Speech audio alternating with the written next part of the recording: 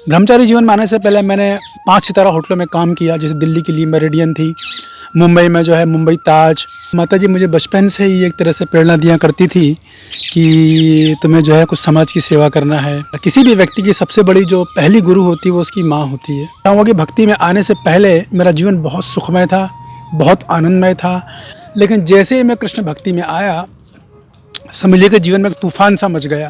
मेरे को भक्ति में आते एक अद्भुत बीमारी हो गई, जो कि लाइलाज बीमारी है आप, जाकि मेरे दोनों पैर तिरछे हो गए थे, हाथ पूरे तिरछे हो गए थे, और इसे 90 वर्ष का एक उबड़ हो गया था मेरे। राधे राधे, मैं हूँ सौरभ। कबीर मन तो एक है, भावे तहाँ लगा, भावे गुरु की भक्ति करूँ, भावे विषय कमाव।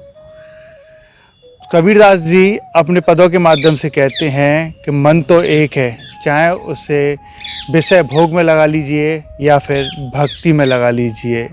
हमारे साथ कलयुग के श्रवण कुमार हैं, आइए इनसे बात करते हैं, और साथ में उनकी माता जी भी हैं। राधे राधे माता जी। राधे राधे। क्या शुभ नाम है आपका? राजभक्ति देवीदासी। राधे राधे। राधे राधे, हरे कृष्णा। हरे कृष्णा प्रभु जी। क्या नाम है आपका? मेरा नाम है सतप्रेम दास। माता जी आप बताइए, आप कहाँ की रहने वाली हैं और ब्रज का सफ़र कब तय किया आपने? हम भोपाल के रहने वाले हैं और यहाँ ब्रज में रहते हुए हमको 20 साल हो गया। आप दोनों आपस में कौन है? ये हमारा बेटा है, हम माँ हैं। तो आप ये बताइए, आपका बेटा ब्रह्मचारी कैसे बना? वो ब्रह्मचारी कैसे बना वो तो हमको नहीं मालूम, लेकिन वो जब आया था यहाँ पे तब उसने वो तो पहले हमको पता नहीं था, बाद में पता चला। तो आया था तो उसके 2-4 साल बाद हमको पता चला। फिर जब हमने अपने सब बच्चों की शादी कर दी, सब कुछ कर दिया, सब काम से फ्री हो गए, तो ये हमको ले आया। आप बताइए प्रभु जी, आपने शिक्षा की अगर बात करें तो क्या शिक्षा आपने ग्रहण की है? हाँ, जैसे कि शास्त्र बोलते हैं कि किसी भी व्यक्ति की सबसे बड़ी जो पहली गुरु होती है वो उसकी माँ होती है। तो माताजी मुझे बचपन से ही एक तरह से प्रेरणा दिया करती थी कि तुम्हें जो है कुछ समाज की सेवा करना है, भगवान की सेवा कुछ करना है, कुछ समाज के लिए कुछ करके जाना है। तो वो अक्सर मुझे प्रेरणा दिया करती थी भगवान कृष्ण की भक्ति के लिए। तो मैं शुरू में इतना गंभीर नहीं था, फिर जीवन में एक बाद ऐसी परिस्थितियाँ आई, एक के बाद एक श्रृंखला बन गई, जिससे मैंने दृढ़ निश्चय किया कि मेरा अपना जीवन पूरा कृष्ण भक्ति की तरफ समर्पित करना है। वैसे मेरा हिस्ट्री बहुत लंबी है, इतना समय से आप लोगों के पास नहीं होगा। एक मैं संक्षिप्त बताना चाहूँगा कि भक्ति में आने से पहले मेरा जीवन बहुत सुखमय था, बहुत आनंदमय था। एक छोटी सी यंग एज में, एक अल्प आयु में एक व्यक्ति के जो सपने होते हैं, अपना निजी मकान हो, गाड़ी हो, वो सब मेरे पास अच्छा था, पर्याप्त मात्रा में था। मेरा खुद का अपना व्यापार भी था, खुद का अपना बिजनेस भी था। लेकिन जैसे ही मैं कृष्ण भक्ति में आया समझिए कि जीवन में एक तूफान सा मच गया। मेरे को भक्ति में आते एक अद्भुत बीमारी हो गई, जो कि लाइलाज बीमारी है, आप चाहें तो उसे चेक कर सकते हैं गूगल पे। इसको बोलते हैं पार्किंसन। पार्किंसन जो बीमारी हो जिसका दुनिया में अभी तक कोई इलाज नहीं है, ना आयुर्वेदिक के पास है, ना होम्योपैथिक, ना एलोपैथिक, किसी के पास है कोई इलाज नहीं। इसका अल्टीमेटली जो है एंड जो होता है वो रोगी की मृत्यु पर ही होता है। उसमें तरह तरह की स्टेजेस होती हैं। ये कुछ ऐसा रहा, भगवान की विशेष योजना के तहत मैं डायरेक्ट 4th स्टेज पे पहुंच गया, जाकि मेरे दोनों पैर तिरछे हो गए थे, हाथ पूरे तिरछे हो गए थे, और इसे 90 वर्ष का एक कुबड़ हो गया था मेरे। कुबड़ व्यक्ति जो 90 वर्ष का जो कुबड़ व्यक्ति है वो किस तरीके से चलेगा। तो सारा जीवन में लगभग 15 साल क्वारंटाइन रह के गुजारा है। सोचिए, लगातार 15 साल क्वारंटाइन। 15 साल की जो वर्ष होते हैं वो बहुत टफ होते हैं, मतलब बहुत लंबा सफ़र होता है। तो ये इतना लंबा सफ़र और इतना टफ सफ़र आपने कैसे तय किया? यस, स्वाभाविक था कि कोई व्यक्ति जो कभी एक कमरे में 5 मिनट भी नहीं रहा हो और अचानक उसे ऐसी परिस्थिति मिल लगी 15 साल उसे रहना है एक कमरे के अंदर, तो मन में कुछ निराशा तो होती ही है। लेकिन समहाउ जब मैं स्पिरिचुअलिटी में आया, अध्यात्म में आया, अपने प्रभुपाद जी की संस्था अंतर्राष्ट्रीय कृष्ण भागवत संघ में से जुड़े हम, और आते मेरे को कुछ 3 महीने के अंदर मेरे को भयंकर लाइलाज बीमारी ने घेर लिया था। तो मैं दिन भर अपने कमरे में एक ही काम करता था। नित्य प्रति मेरा हरे कृष्ण महामंत्र का जाप करना रहता था। तो कुछ मेरे राउंड्स होते थे, जैसे मान ले कि बताना नहीं चाहिए, लेकिन दर्शकों को प्रेरणा देने की दृष्टि से बोल रहा हूँ कि प्रतिदिन मैं 64 राउंड्स करता था, जो मेरे 6 घंटे में हो जाते थे। उसके बाद 3 से 4 घंटे में श्रीमद् भागवतम का अध्ययन करता था। इस तरह से 15 साल मैंने पूरे कमरे में गुजारे। मेरे को बाहर निकलना अनुमति नहीं थी, मतलब कि बाहर आ ही नहीं सकता था, क्योंकि बाहर आती ठंड बहुत लगती थी मेरे को। मई जून के महीने में जब तपती लू चलती है, 50 डिग्री टेम्परेचर होता है, उस टाइम में 2-2 स्वेटर 3-3 जैकेट पहन के रहता था मैं। तो आप लोगों ने मान लगा सकते हैं कि ठंड में फिर मेरा क्या हाल होता हुआ। तो ये जो बीमारी थी आपकी कैसे सही हुई, लेकिन आप तो अब एकदम ठीक दिख रहे हैं, कैसे हो पाया ये सब कुछ? हाँ, ये एक अद्भुत मेरे जीवन में, ऐसा मेरी और माता जी का पूरा जीवन चमत्कारों से भरा हुआ है। तो इसमें से एक चमत्कार मैं बता रहा हूँ आपको, कि जब मैंने पूरी तरह अपना जीवन श्रीमद् भागवतम के लिए समर्पित कर दिया, मेरे को लगा कि अब मैं पूरी तरह बीमार हो चुका हूँ और डॉक्टर ने बोल दिया था कि इसको दवाई देने से कोई फ़ायदा नहीं है, क्योंकि इसका खून पानी बन चुका है, तो दवाई असर ही नहीं करेगी। तो कोई डॉक्टर दवाई लेने को दे ही नहीं रहे थे, बोले कोई यूज़ नहीं। कई बार ट्राई किया, बहुत ट्राई किया, तो फाइनली मैंने फिर श्रीमद् भागवतम की शरण ली और 3 साल लगातार 6 से 8 घंटे मैंने भागवतम के जो दक्ष लोग हैं, जो संस्कृत जो स्कॉलर लोग हैं, जो विद्वान जन हैं, उनके मार्गदर्शन में मैंने 3 साल पूरी भागवतम का पूरा गहन अध्ययन किया। पहले श्लोक से लेकर 1.11 से लेकर श्रीमद् भागवतम के 12वें स्कंद के आखिरी अध्याय का आखिरी श्लोक तक 3 साल मैंने लगातार अध्ययन किया। और जैसे श्रीमद् भागवत जी के संपर्क में आया, मेरी हेल्थ स्वतः ही इम्प्रूव आना चालू हो गई। तो संक्षिप्त में अगर मैं कहूँ तो मेरी जो रिकवरी हुई है, ये बिना किसी मेडिसिन के हुई है, ये केवल श्रीमद् भागवतम की कृपा और श्रीमद् भागवतम के भक्तों की कृपा, जिनकी कृपा से जो है मैं पूरी तरह स्वस्थ हो गया। और मुझे इस स्थिति में आने में बहुत सारे हमारे संस्था के भक्त, जैसे कि परम पूज्य भक्ति परिवगाचार्य महाराज हैं, ब्रज सुंदर प्रभु हैं, प्रेम सिंधु गौरांग प्रभु है, कन्हैया कृष्ण प्रभु है, श्री कृष्ण प्रभु हैं, इस्कॉन वृंदावन से पंचगोड़ा प्रभु हैं, देवी शक्ति माता जी, मेरे परम आराध्य परम पूज्य गुरुदेव श्री राधा गोविंद स्वामी महाराज, जो कि मेरे शिक्षा गुरु हैं, सबका आशीर्वाद से मैं इस भयानक परिस्थिति से आसानी के साथ निकल के बाहर आ गया और अब पूर्णतः स्वस्थ हूँ एकदम, जो कि अपने आप में एक चमत्कार है। तो भागवत जी की कृपा और भागवत के भक्तों की कृपा। ब्रह्मचारी बनने से पहले आपकी शिक्षा कितने कहाँ तक की है और क्या करते थे आप? ब्रह्मचारी जीवन में आने से पहले मैं डबल ग्रेजुएट हूँ। मैंने बीए किया था भोपाल मध्य प्रदेश से। इसके बाद फिर मैंने 3 साल का होटल मैनेजमेंट की डिग्री होती है, वो दिल्ली पूसा से करी थी। फिर मैंने कई तरह की 5 सितारा होटलों में काम किया, जैसे दिल्ली के लिए मेरिडियन थी, मुंबई में जो है मुंबई ताज, होटल एम्बेसडर, ऐसे कई तरह की इस तरह मैंने काम किया लगभग। और काम करने के बाद फिर कुछ जीवन में ऐसी घटनाएं घटी, खासतौर जब मेरे पिताजी का निधन हुआ, तब मेरा विचार पूरी तरह बदल गया था कि दुनिया क्या है, कैसे लोग हैं, यहाँ कोई चीज़ स्थायी नहीं है, सब जो है मतलब का जीवन चल रहा है, यहाँ पे सब स्वार्थ के आधार पर जीवन जी रहे हैं। तब फिर मेरा दिमाग बदला। माता जी की बचपन से मुझे प्रेरणा थी ही, जो मुझे समाज की सेवा के लिए, भगवान कृष्ण की सेवा के लिए, देश की सेवा के लिए समर्पित करती रहती थी, अलग से मुझे बोलती थी। तो फिर मैं आध्यात्म में इस तरह से इस्कॉन वृंदावन में मैंने ज्वाइन किया था आज से 20 साल पहले। माता जी आप बताइए, हर माँ चाहती है, हर पिता चाहता है कि उसका बेटा पढ़ लिख कर एक अच्छा अधिकारी बने, एक अच्छा व्यक्ति बने, लेकिन आपने तो ब्रह्मचारी इन्हें बना दिया, ऐसा क्यों? ये अपने दो हमारे 3 बेटे हैं, तो 3 में से एक को मैंने इसमें लगाया, इसमें भगवान की सेवा में दिया। और 2 गृहस्थ हैं। 2 गृहस्थ हैं और एक को मैंने भगवान की सेवा में दिया। ऐसा क्यों सोचा आपने कि इनकी भी तो लाइफ थी, क्योंकि ये भी गृहस्थ के साथ रह सकते थे, पत्नी बच्चा सब कुछ। हाँ, लेकिन ऐसे ही मेरे दिमाग में आई कि नहीं, एक अपने परिवार में से एक, 3 लड़के हैं, 3 में से एक को भक्त होना चाहिए, ये भगवान की सेवा में जाना चाहिए। प्रभु जी आप बताइए, कैसे आपकी लाइफ चल पा रही है अब इस वक्त?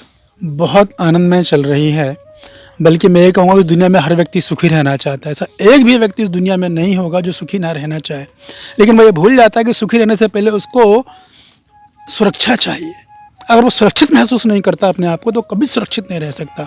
तो इतना समय तो नहीं, लेकिन श्रीमद् भागवतम में जरूर इस बात का वर्णन है, कुछ उदाहरण दिए गए हैं कि जब व्यक्ति प्रभु की, भगवान श्री कृष्ण की शरण लेता है, तब उसे सुरक्षा मिलती है और तभी वो वास्तव में सुखी जीवन जी सकता है। जैसे कि उदाहरण देते हैं कि एक मछली है या एक नदी में हाथी है, वो स्नान करने जाता है और बड़े जल प्रवाह से, पर्वत से, ऊंचाई से जल बह रहा है, तो उस हाथी कागज़ की नाव की तरह बह जाता है। लेकिन उसी नदी में छोटी तितली मछलियाँ नदी के बहाव के विरुद्ध जा रही हैं, उन्हें कुछ नहीं होता है। क्यों? क्योंकि मछलियों ने नदी की शरण ग्रहण की हुई है। परिंदे आसमान में उड़ते, इतनी ऊंची ऊंचाई उड़ाई पे जाते हैं, चील, गिद्ध, बाज इत्यादि। अभी हम ऊपर से ऊंचाई पे जाएं, नीचे देखें तो डर लगता है, भय लगता है। परिंदों को कोई पर नहीं डर, भय लगता है। क्यों? क्योंकि उन्होंने भगवान की शरण ली हुई है। एक बच्चा रास्ते में जंगल से निकल के जा रहा है, बियाबान जंगल से, रात के 12 बजे, उसे कोई भय नहीं है। हरे कृष्ण महामंत्र करता जा रहा है, हरे कृष्ण कृष्ण कृष्ण हरे हरे, हरे राम राम राम हरे हरे। एक भी जानवर नहीं आया, कोई जंगली जानवर नहीं आया, कोई जहरीले सांप इत्यादि नहीं आए, शेर नहीं आया, कोई जहरीली कटा वृक्ष से उसका कोई बुरा अनुभव नहीं हुआ। किसने की उसकी सुरक्षा? भगवान कृष्ण ने करी। वहीं दूसरी तरफ एक धन्ना सेठ, जो करोड़पति सेठ है, जिसकी करोड़ रुपए की गड्डी की तिजोरी की एक चाबी दूसरी तिजोरी में रखी, दूसरी की चाबी तीसरी तिजोरी में, तीसरी की चौथी तिजोरी में, फिर भी उसका सारा धन उड़ गया। यहाँ तक कि उसको ही लोगों ने मार दिया। क्यों? क्योंकि उसने भगवान की सुरक्षा नहीं ग्रहण करी। तो व्यक्ति को सुखी रहना है तो पहले उसे भगवान से सुरक्षा की याचना करनी पड़ेगी। और भगवान की सुरक्षा लेने का सबसे आसान तरीका है कि भगवान श्री कृष्ण की हरे कृष्ण महामंत्र के मंत्र के जप से प्रभु की शरण ली जाए, तब व्यक्ति सुरक्षित महसूस करेगा और उसकी शरणागति के हिसाब से भगवान उसे सुख देंगे। हाँ, ये हो सकता है कि भले दुख ना जाए, लेकिन वो दुख में भी सुखी रहेगा। देखिए, सुख में तो सभी सुखी रहते हो, कोई बड़ी चीज़ नहीं है। तो दुख में अगर आप सुखी हो तो आप कृष्ण भक्त हो। आप कैसे रह पाए दुख में सुख? मतलब आपको बीमारी भी थी, फिर आप एकदम से अकेले 15 साल एक ही कमरे में रहना, तो कैसे रह पाए आप? बिल्कुल सीधी सीधी मेरे ऊपर तो श्रीमद् भागवत जी की कृपा हुई। मैंने कभी सोचा ही नहीं कि एक पुस्तक, ये ग्रंथ है। मैंने साक्षात राधा कृष्ण का अवतार समझा है इनको। हमारे संस्था का आचार्य श्रीला प्रभुपाद जी हैं, उन्होंने उसके बहुत सुंदर सुंदर तात्पर्य दिए हुए हैं। तो मैंने छात्र समझ के, उनको अपना गुरु समझ के उनकी शरण ली, उनसे याचना करी। मैंने ये याचना नहीं करी कि मुझे ठीक कीजिए, मैंने ये याचना करी कि दिव्य ज्ञान है, मैं बुद्धि से नहीं समझ सकता, कृपा करके आप ही से समझाने में मेरी मदद कीजिए। तो जब मैं हरे कृष्ण महामंत्र का जाप करता था, तो जाप करने के बाद मुझे कुछ हृदय में रिवलेशन आते थे, कुछ साक्षात्कार आते थे। तो मैं सोचता था कि क्या पता है साक्षात सही है या गलत है। तो जब मैं भागवतम खोलता था तो एग्जैक्टली वही साक्षात्कार जो मेरे को जप करते समय आ रहे हैं, वही मैं श्रीमद् भागवतम के पेजेस में देखता था। तो वहाँ से मुझे सुरक्षा महसूस होना चालू हो गई। और फिर भक्तों का सहयोग, भक्तों ने काफ़ी उत्साह दिया। समय इस बार कुछ मेरे मित्र थे, भक्त मित्र, जिन्होंने समय से उत्साह दिया, ज्ञान का भागवत का ज्ञान का मार्गदर्शन दिया। और बस धीरे धीरे ज़िंदगी में ऐसे मेरा स्वास्थ्य सुधरा, मेरी मानसिक स्थिति सुधरी, और जैसे प्रभु की शरण ली, आध्यात्मिक स्तर मेरा जब ऊंचा होने लगा, तो स्वाभाविक था कि सुख आना ही था जीवन में। फिर कोई निराशा की कोई कारण नहीं था। एक 5 स्टार होटल में जॉब करना, फिर अच्छी खासी सैलरी भी होगी, लेकिन छोड़ना बहुत टफ होता है। तो आप कैसे, आपका खर्चा चल पा रहा है? हाँ, ये प्रश्न आपका अच्छी बात है, ये खर्चा कैसे चल रहा होगा। तो देखिए, हम अपना जीवन, जब हम इस्कॉन संस्था में हम लोग आते हैं, तो मेरे साथ तो खैर यही हुआ था कि पहले ही बता दिया गया था कि हम आपको केवल रहने और खाने के लिए देंगे, तो और बदले में आपको आध्यात्मिक ज्ञान देंगे, जिससे आप अपनी भी सेवा कर पाएंगे, अपने घर परिवार वालों की सेवा कर पाएंगे, समाज की सेवा कर पाएंगे, देश की सेवा करेंगे। देश तो छोड़िए, पूरे विश्व की सेवा कर सकते हैं आप। तो खर्चे की जहाँ तक बात है, हमको रहने को मिलता है, प्रसाद मिलता है और कपड़े पहनने को मिलते हैं, तो हमारा से खर्चा चल जाता है। इतने हमारे ज़्यादा कुछ खर्चे होते नहीं हैं। दवाई वगैरह होती है तो कुछ हमारे परिचित साथ में कुछ लोग होते हैं जो हमसे जुड़े हुए हैं, वो कभी कभी कुछ सहायता भेज देते हैं, तो इस तरह से काम चलता है। कई वीडियो मैंने बनाई हैं, उसमें आप जैसे ब्रह्मचारियों को देखकर लोग पूछते हैं कि ये कैसे रहते हैं, मतलब कैसे इनकी इस्कॉन में एंट्री होती है। मतलब हर कोई चाहता है कि मैं भक्ति करूं, इस वक्त तो ये चल रहा है, और घर से भी उन्हें कुछ नहीं मिलता है, रहना खाना उन्हें कैसे मिल पाएगा? इस्कॉन में एंट्री कैसे हो सकती है उन लोगों की? इस्कॉन में एंट्री करने का सिंपल तरीका, आप जहाँ पर भी जिस जगह भी रहते हो उसके पास में निश्चित इस्कॉन मंदिर होगा। इस्कॉन मंदिर नहीं हो तो इस्कॉन सेंटर होगा, इस्कॉन का केंद्र होगा। वहाँ पर जाइए, वहाँ को जो सेंटर इंचार्ज उनसे संपर्क कीजिए, उनको बताइए कि मुझे भक्ति सीखना है, और आपको पूरा सहयोग करेंगे। क्योंकि हमारा जो संस्था का आचार्य श्रीला प्रभुपाद जी, उनके विशेष निर्देश हैं इस विषय में कि कोई भी व्यक्ति आए उसको भरपूर सब सुविधाएं प्रदान करनी है, इस तरीके से कि वो भक्ति में आगे बढ़ सके। तो जहाँ पर भी आप लोग रहते हो, नियरेस्ट अपने नज़दीकी केंद्र में जाएँ, मंदिर में जाएँ, और आपको वहाँ पूरा मार्गदर्शन मिलेगा, और उस मार्गदर्शन में आप भक्ति कर सकते हैं। लेकिन फिलहाल जहाँ पर भी आपको हरे कृष्ण महामंत्र का जाप करके आप तुरंत प्रभु से जोड़ सकते हैं। प्रभु जी, ये भी बात होती है, जब कोई व्यक्ति आध्यात्मिक की ओर आगे बढ़ता है, जब चलता है, तो उसे बहुत विपत्तियों का सामना करना पड़ता है। आपको भी करना पड़ा होगा, क्योंकि आसान नहीं है इतना भक्ति करना। तो आपको भी लगता है कभी विपत्ति, जैसे कुछ परेशान होना, कुछ लोगों का विरोध सहन करना, ऐसा हुआ कभी? देखिए, जब हम भजन करेंगे, भक्ति, देखिए एक्चुअली इस दुनिया में कोई व्यक्ति भक्ति करे या ना करे, विरोध तो उसका हमेशा होगा। जब भी कोई अच्छा कार्य करेंगे, बाधा तो उसमें आएगी। तो मैं जब भक्ति में आया, तो जो परिपक्व लोग थे उन्होंने मुझे बहुत बाधा पहुंचाई, हद से ज़्यादा। यहाँ तक कि किसी तरह मंदिर से निकल जाए, यहाँ तक कि ये हो गया कि इसे जान से मार दिया, साजिश तक रची गई। लेकिन कुछ भक्त थे जिनके मैंने भी नाम गिनाए, परिपक्व भक्त थे, तो इनसे मुझे काफ़ी सहयोग मिलता रहा समय समय पर, और जिस वजह से मेरा भी आत्मविश्वास टिका नहीं, मैं भक्ति में टिका रहा एकदम। तो सब कुछ आपने सहन करना पड़ा, सब कुछ आपने सहा। तो आप बताइए कि आप सबसे ज़्यादा प्रसन्न कब होते हैं? मैं दो परिस्थिति में बहुत प्रसन्न रहता हूँ। एक सबसे पहला जैसे मैं कि मैं ब्रह्मचारी हूँ, लेकिन माँ की भी सेवा में मेरा सौभाग्य कि मुझे अपनी माँ की सेवा मिली है। ये भी हमारे साथ रहती है, पहले वृंदावन में थी, अब यहाँ गोवर्धन में आ गई है। तो हम भागवत विद्यालय में मैं शिक्षक हूँ, यहाँ पे आध्यात्मिक शिक्षक हूँ। भागवतम, भक्ति शास्त्री, भक्ति इस तरह कोर्स हम पढ़ाते हैं, भक्ति वैभव, और मैं माँ की सेवा भी करता हूँ। क्या प्रश्न क्या था आपका?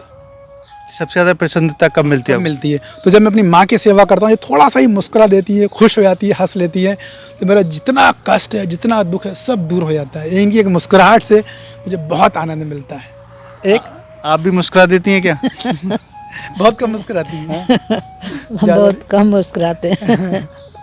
तो हम अकेले रहते हैं ना, इसलिए अब अकेले में तो कुछ कर ही नहीं सकते हैं। किससे बात करेंगे, क्या करेंगे, क्यों हंसेंगे। बताता रहता हूँ ना कई बार। और जब ये आता है, जब कोई बात करता है तो हंस देते हैं। माता जी, एक सबसे बड़ा प्रश्न ये है कि पड़ोस में सामाजिक तौर पर एक बहुत विरोध का सामना करना पड़ता है। हर कोई ताने देता है, अरे क्या इनका बेटा ब्रह्मचारी बन गया, इससे तो शादी करनी चाहिए थी, सब कुछ और देखना चाहिए था, ये तो जिम्मेदारियों से भाग रहा है। ऐसा कुछ सहन करना पड़ा आपको? हाँ, ऐसे कुछ लोग बोले थे, लेकिन हमने ध्यान नहीं दिया। हमने उन लोगों की बात को सुना ही नहीं बिल्कुल। हमने ये वहाँ ब्रह्मचारी बनने के बाद में पहली बार आया, हम खुश हो गए इसमें कि चलो ठीक है, हमने देख लिया कि हाँ अच्छी तरीके से रह रहा है। बस फिर कोई कुछ भी बोले, हमने ध्यान ही नहीं दिया कि कौन क्या बोल रहा है। बुरा तो लगता होगा तब बोलते होंगे? नहीं, कुछ नहीं, वो अपनी ब्रह्मचारी है, अपने उसमें रह रहा है, हमको क्या बुरा लगेगा। अब बोलने वाले तो कुछ भी बोलते रहते हैं, उसमें अपन क्या कर सकते हैं। माता जी, जैसे आपके बेटे ने हमें बताया कि 15 साल तक बहुत बीमार रहे, आपको उन्होंने बताया नहीं था, घर पर किसी को पता ही नहीं थी, एक ही कमरे में रहे थे। जब आपको पता लगी तो कैसा लगा? बहुत देर के बाद में पता चली। हम रोज मंदिर जाते थे, पर ये कभी मंदिर आता नहीं था। हम जैसे मंदिर में परिक्रमा कर रहे हैं या कर रहे हैं, सब देखते थे, दिखता ही नहीं था हमको। तो हम ऐसे करते करते हम अपने, फिर नहीं हुआ अपना, जैसे मंदिर का टाइम हुआ, अपने यहाँ चले गए, वहाँ चले गए, जहाँ मंदिर में वहाँ चले गए। लेकिन हमको बहुत देर के बाद में पता लगा। माता जी इस्कॉन वृंदावन मंदिर में प्रभुपाद हाउस में सेवा कर दी थी। भीष्म डिपार्टमेंट में हम दोनों साथ में सेवा करते थे। फिर मैं दूसरी सेवा ले ली थी मैंने, और ये जो है माता जी प्रभुपाद हाउस में सेवा करती थी। अभी से प्रभुपाद हाउस में घुसेंगे, सामने डेस्क में वहीं माता जी बैठती थी, पुस्तकें बेचना, लोगों को प्रसाद बांटना, प्रीचिंग करना, प्रचार करती थी, बहुत सेवा करती थी। अब आपका आगे का क्या प्लान रहेगा, मतलब कैसे जीवन चलेगा? जीवन प्रभु के लिए समर्पित है, अब तो प्रभु ही चलाएंगे, अब हमें चलाने की ज़रूरत ही नहीं है। अगर मैंने अपना जीवन अपना चला दिया, फिर समर्पण का मतलब ही क्या रह गया? समर्पण तो वहीं ख़त्म हो गया। अर्जुन ने समर्पण किया था कि प्रभु अब आप जो बताएंगे। पहले अर्जुन ने बोला मैं युद्ध नहीं करूँगा, फिर बाद में अर्जुन ने 1.5 घंटे का प्रवचन सुना और क्या बोला, करिष्य वचनम, तब जो बोलेंगे वही करूँगा। समर्पण भी यही, अब तो प्रभु ही जीवन चलाएंगे, गाड़ी उनको दे दी है, वो सारथी हैं, जैसा वो चलाएंगे हम पीछे बैठ के आनंद लेंगे। अब जीवन वो चलाएंगे, अब हम नहीं चलाएंगे। हमें जो करना था हमने अपनी चाल खेल दी। गुरु जी, आप बताइए, जब से आप ब्रह्मचारी बने हैं, 20 साल होगी लगभग, ठाकुर जी की सेवा जब करना आप कर रहे हैं, तो जीवन में कुछ ना कुछ चमत्कार तो होते हैं जब ठाकुर जी की सेवा, ठाकुर जी का भजन करते हैं तो? बहुत लंबे लिस्ट है चमत्कारों की। जैसी हरि नाम लिया है, चमत्कार की श्रृंखला है, लेकिन इतना समय नहीं है आप लोगों के पास। तो मैं एक बता सकता हूँ केवल कि एक तो मेरा आपको पता है कि 15 साल में क्वारंटाइन रहा, पार्किंसन जैसी बीमारी थी, फिर भी बिना दवाई के ठीक हूँ भागवत जी की कृपा से। तो एक, और दूसरा मेरे ब्रदर का भी है कि मेरा ब्रदर की किडनी, लंग्स वगैरह सब फेल हो गए थे। काफ़ी बड़ी घटना, मैं संक्षिप्त में बता रहा हूँ। डॉक्टर ने एडमिट करने से मना कर दिया था, समाउ डीन आ गए भगवान की योजना से, उन्होंने कहा मेरे रिस्क पे एडमिट करो, उसे एडमिट किया गया। एक रात में उसका किडनियाँ काम करने लगी और उसका लंग्स बढ़िया काम करने लगे। जो किडनी के लिए जो प्रक्रिया होती है, क्या बोलते हैं उसको, चलाते हैं ना, डायलिसिस, वो पूरा हटा दिया गया और 24 घंटे वो ठीक हो गया एकदम। यही चमत्कार, ठाकुर जी की कृपा जब इस पर हो जाती है तो हो ही जाती है। माता जी, आप बताइए, आप भी जब भक्ति में आई हैं तो क्या कुछ बदला, क्या चमत्कार हुआ? चमत्कार ये हुआ कि जो हमारा लड़का बीमार था, तो हम वहाँ से घर आ रहे थे, तो घर आते में हमारे जो दामाद थे वो हमको लेके आ रहे थे गाड़ी में। तो आते से पता नहीं कैसे हम बेहोश हो गए, क्या हुआ, और हम वहीं पे गिर पड़े। और हम जहाँ से आगे आगे जा रहे थे, और जहाँ हम जाते हैं वो रोड बहुत चलता है, बहुत ज़्यादा रोड चलता है। तो पर डे एक्सीडेंट होता है। हाँ, तो हम वहाँ से जो हम वहाँ से गिर गए तो हमारे पीछे पीछे एक जीप आ रही थी। वो जीप बहुत धीमे आ रही थी, तो वो जीप में जैसे ही हम गिरे कि जीप ने वाले ने फट से रोक लिया और वो तुरंत हमको उठा के और हमारे जमात से बोला कि इनको कौन से हॉस्पिटल ले जाना है। तो फिर हमको होश नहीं था, हमारे दामाद ने बताया होगा, हमको मालूम नहीं है। फिर हम हॉस्पिटल ले गए और हॉस्पिटल पहुंचाने के बाद में वो व्यक्ति चला गया। हमने उस व्यक्ति की शक्ल ही नहीं देखी, वो आदमी कौन था हमें पता ही नहीं है। वो हमको छोड़ के चला गया। इसके बाद हम वहाँ पर सब लोग बोलते हैं कि तुम पैदल चलिए हो, लेकिन हमको होश नहीं था। फिर हम जब टाँके वाके ये लगे हैं, जब टाँके वाके लग गए, सब हो गया, तो फिर तब हमको होश आया। तो हमने फिर हमारा छोटा बेटा था, उससे हमने पूछा कि भाई हमको यहाँ पे क्यों लाए हो। तो उसने पूछा कि तुम गिर गई थी, तुम्हारे लग गई, तुमको मालूम नहीं है। हमने कहा हमको नहीं मालूम। तो उसने बोला कि तुम्हारे लग गई है, ये वो ऐसे ऐसे। तो कैसा व्यक्ति अचानक आया, उसको बोला नहीं गया, उसने खुद ने बोला चलिए माता जी को यहाँ पास में हॉस्पिटल है, उसे कैसे पता था। और वो नेशनल हाईवे जहाँ हर यहाँ का रिकॉर्ड पर डे में एक डेथ होती है उस स्पॉट पे। दो तीन डेथ पर डे होती वो हैं। क्यों आया हॉस्पिटल में, खुद उठा के ले गया, बोला नहीं किसी ने, खुद ले गया और छोड़ के चला गया। 1 घंटे बाद माता जी बाहर चलती हुई आराम से आ रही है। जो तो भगवान की कृपा ही है, प्रभु की कृपा, प्रभु की कृपा के साक्षात बिना। प्रभु आए थे। माता जी चलते चलते एक सवाल ये बताइए कि क्या संदेश देना चाहते हैं आजकल के लोगों को? हम आजकल के लोगों को ये संदेश देना चाहते हैं कि जो जिसके घर में एक से ज़्यादा बेटे हैं तो वो अपने बेटे को भक्ति में लगाएं, ताकि वो अपनी सबकी सेवा कर सकें अच्छे से, समाज की, देश की अच्छे से सेवा कर सकें। माता जी और प्रभु जी आपके लिए एक छोटा सा ये तोहफा है, मेरो वृंदावन और बांके बिहारी जी, कि आपके जीवन में हमेशा ये आशीर्वाद बनाए रखें। अच्छा है, हाँ, बहुत अच्छा है। राधे राधे, हरे कृष्णा। देखिए अब तक हमारे साथ रहे ये भक्त जो एक माँ और बेटे हैं, जिनका कहना है कि बेटे का कि माँ के कहने से ही ब्रह्मचारी बन गए और माँ इतनी प्रसन्न है ब्रह्मचारी बनने के बाद कि माँ का कहना है कि जिनके भी 1 से अधिक पुत्र हो उनको समाज की सेवा में, भक्ति में जरूर आना चाहिए, ताकि समाज का कल्याण हो सके, जन भावनाओं में भक्ति उत्पत्ति हो सके और कृष्णा के बारे में उन्हें पता हो सके कि आखिर भगवान ने कैसे संरचना की है, कैसे हम इस धरती पर आए हैं। सब कुछ भक्ति के जरिए ही पता चलती है। इसी कारण से इनका कहना है कि हर व्यक्ति को भक्ति के बारे में जानना जरूरी होना चाहिए। राधे राधे।